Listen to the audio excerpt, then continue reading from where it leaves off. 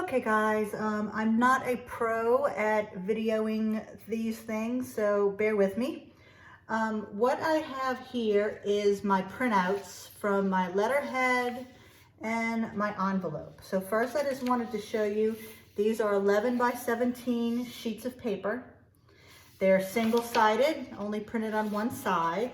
This is cheap paper that I just used in my own printer, so it doesn't look the best. Hopefully the paper that you choose will be a little bit better.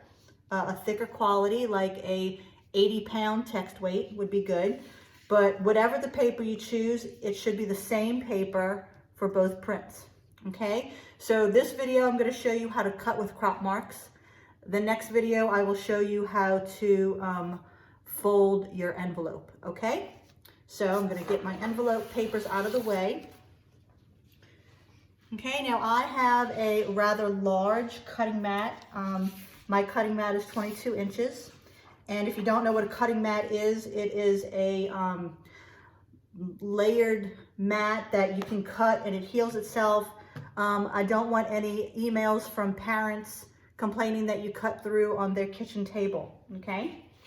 I also have an X-Acto knife, hopefully with a fresh blade. And I have a metal ruler. Now the reason I say metal is because we're going to be dragging the X-Acto knife against the ruler as our guide. A plastic or wooden ruler will cut. You'll cut through the ruler, okay? You don't want that. So metal ruler is always the best. Mine has a cork back, so it prevents slipping.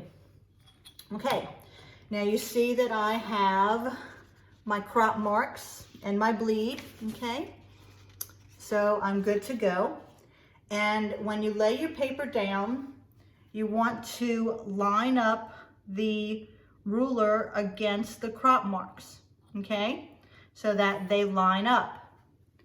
One tip that I will give you is to try and always cut on the outside of your finished project, okay? So if I'm cutting on the right side, I want to put my ruler on the inside of the crop marks so that if I slip up, if I go wonky, I'm not cutting into my finished project. I'm cutting on the outside scrap piece, okay? Another tip is that I'm not cutting all the way through the paper. I'm going to stop a little bit after the crop mark.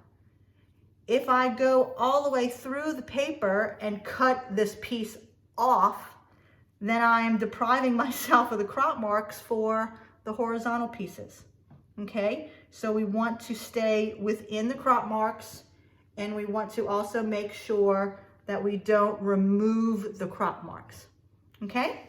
So I'm gonna go ahead and start cutting. I'm going to line my ruler up with the crop marks. I'm going to hold down very tight, and I'm going to carefully draw my X-Acto knife all the way down, okay?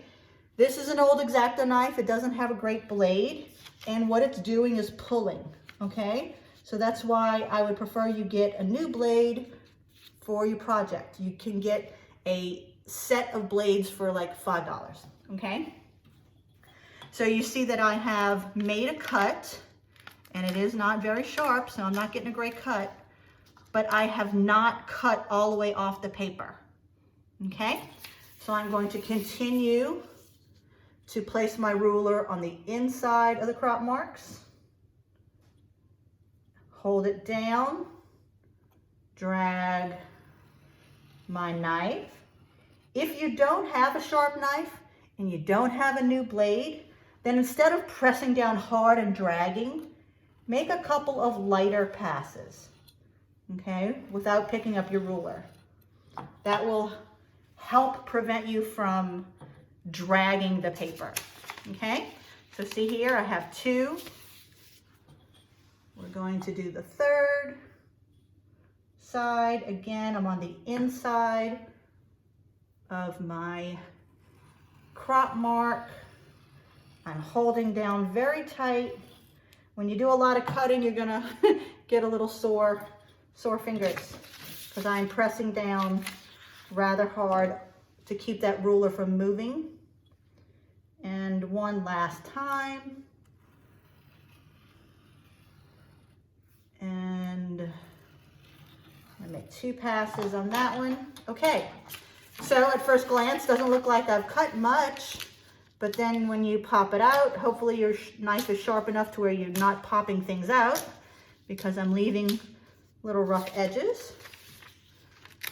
But the main thing you want to be sure of is that you did not cut all the way through your crop marks, so that you still had the remaining crop marks to make your other cuts. And here you see your 8.5 by 11 letterhead, all nicely trimmed.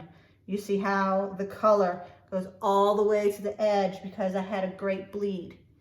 Okay, so I'm going to stop this video, and the next video that you'll see will be the envelope. Now this method is going to be the same as your business cards, right? You're going to do the same thing, okay?